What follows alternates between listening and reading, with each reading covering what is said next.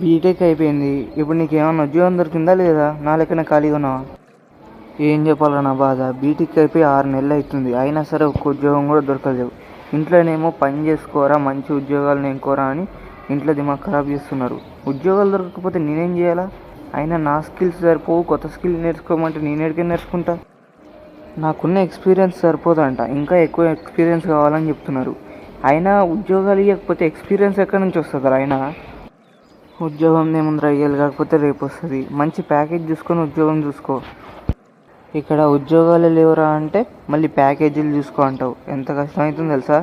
నేను సపరేట్గా వేరే దాంట్లో చదువుకుంటారా, వేరే బ్రాంచ్లో. అప్పుడన్నా ఏదైనా ఉద్యోగాలు వస్తాయేమో. నాకు తెలిసి పైథాన్ కోర్స్ చేస్తే ఉద్యోగం వస్తుండొచ్చు. పైథాన్, జావా ఇవన్నీ టైం వేస్ట్రా. నేను చెప్తున్నా కదా, చాట్ జీపీటీ, ఏఐ యాప్స్ ఎట్లా వాడాలో నేర్చుకో. మంచి మంచి ఉద్యోగాలు దొరుకుతాయి.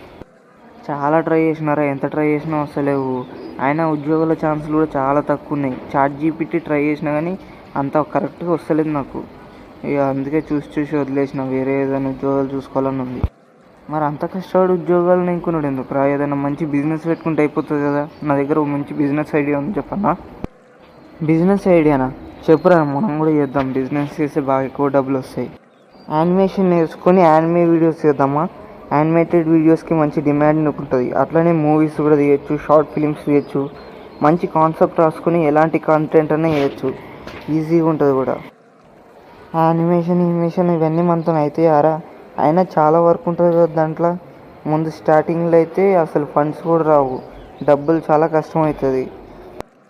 అన్నిటికీ ఏదో పడుతుంది ఒక అంక పెడితే ఎట్లరా? ఏదో ఒకటి చేసుకుంటేనే కదా డబ్బులు వస్తాయి. ఒక 60 days యానిమేషన్ ట్రై చేద్దాం. ఆ తర్వాత కూడా ఏం లాభం లేకపోతే వదిలేద్దాం, వేరే ఏదైనా బిజినెస్ చూసుకుందాం. సరే, ఈ యానిమేషన్ చేయడానికి ఎంత ఖర్చు అవుతాయి? యానిమేషన్ చేయాలంటే మంచి ల్యాప్టాప్ ఉండాలా, అలాగే గ్రీన్ స్క్రీన్, అలాగే కొన్ని ఐటమ్స్ అయితే కావాలి, మైక్, అలాగనే మిగతా కొన్ని ఐటమ్స్ అయితే కావాలి. సో వాటికి 1,00,000 దాకా అవుతాయిరా. 1,00,000 ఇన్వెస్ట్మెంట్ చేస్తే చాలు.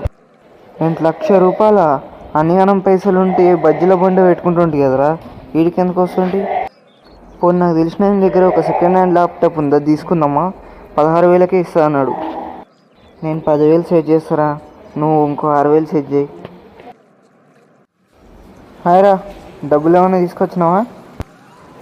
ఏరా, 10,000 తీసుకొస్తాను కదా, 10,000 తీసుకొచ్చిన, చూసుకో. 1 2 3 4 5 6. ఓకే, కరెక్ట్నే రా డబ్బులు.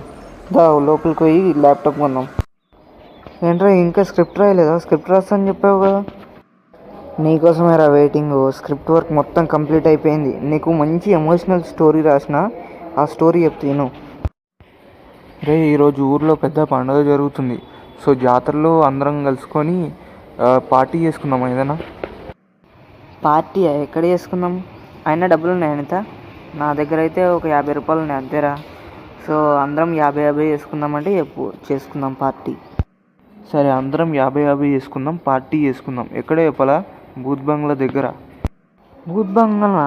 అక్కడ దయ్యాలు ఉంటాయరా, వద్దు, అక్కడ సైడ్ వద్దు. మనం ఇంకెక్కడైనా పార్టీ చేసుకుందాం. ఏంట్రా భయపడుతున్నావా? నీకు తెలియదా మనం ఎన్ని తిరిగామో?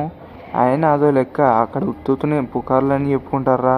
మనం ఇవాళ వెళ్ళి అక్కడ పార్టీ చేసుకుందాం, ఎవరు మనల్ని డిస్టర్బ్ చేయరు.